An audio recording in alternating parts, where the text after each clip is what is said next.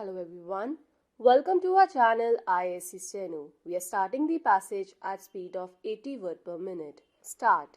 In this connection, I would like to invite the attention of honorable members to a few elements in the situation, that is, the conditions which prevailed in the country during this period. They have to an extent influenced the rate of progress and also have been responsible for most of the difficulties or disappointments we have experienced. The first thing is, and that is important, what was the starting point? What was the stage of development reached? India's per capita national income viewed in the international context was among the lowest. There was yet another significant fact. The national income was not only at a very low level, but also there was no evidence that this country was catching up with the increase in population. That is, the trend in regard to per capita national income was downwards. It did not amount to stagnation, but certainly there was deterioration, and therefore our planning effort had to face this downward pull, which had to be overcome. It took a number of years, the period of first plan and a part of the second plan, to achieve that. That is a very big result we have achieved, because then a certain dynamism is introduced in the economy which pushed it forward. It will be recognized that among our handicaps, and there were many handicaps, was our lack of experience initially in tackling big tasks. We had to step up the rate of investment to the maximum extent possible. The administrative machinery was not geared to take up development work on a large scale. We had not enough trained personnel. There were shortages experienced in several fields. The difficulties were accentuated by the fact that the step up in the rate of investment was very rapid. Now we can say with some confidence that we have made big strides in preparing ourselves for a still bigger advance in the 11th 5-year plan. It is plain that India is an underdeveloped country, and what we need is more investments and therefore more savings. A large majority of the people are not in a position to make any savings. That is a fact which has to be faced squarely. There is yet another factor which has a very important bearing on the pace of our progress.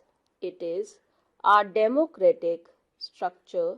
I am convinced that democratic forces will become an ally of development. Sir, I was referring to the situation through which we have passed. It is a fact that our people, who are a free people, are slowly awakening to the new developments in the country. There is a new consciousness about their needs and their rights. Therefore, they ask for more and the claims pile up. That is one side. On the other side, we have not got the methods to extract more and more out of their low current incomes for the purpose of investment. Therefore, that handicap does remain. But as I have indicated, I am sure that this handicap will diminish progressively, and in due course it will become a much greater positive force than it is today, when all sections of the population participate and every individual becomes a willing partner in this process of development. Certainly, the results are going to be extraordinarily good. That is another factor.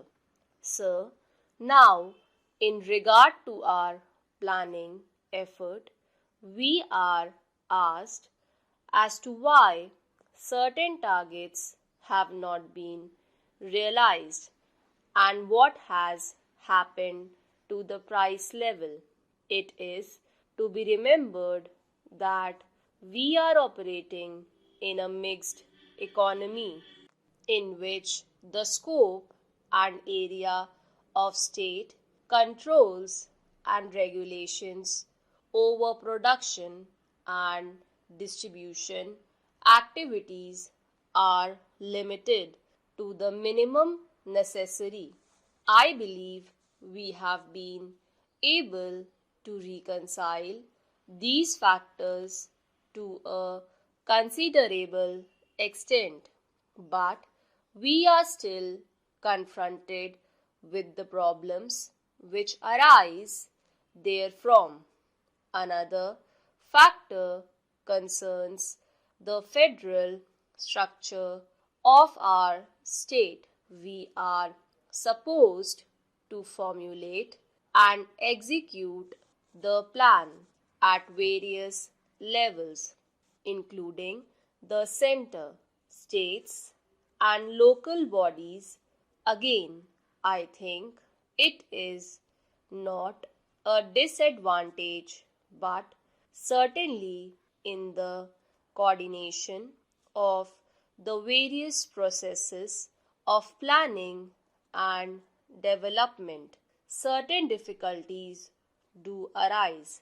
One fact which I would like to bring to the notice of honorable members, which has a very important bearing on the course of progress, is that we have set before ourselves several objectives, and these are competing objectives, at least for the time being. Our main objective is that the tempo of development should increase to ensure better standards of living to the people. This is one objective. Another objective which we have placed before ourselves is that we should be able to maintain a certain rate of growth of the economy. To achieve this, we should rely on ourselves as far as possible, and not be dependent on others. That is one phase of economic independence. We have got that objective before us. Then there is the third objective which we have set before ourselves, and that is a very important one for any community. Stop.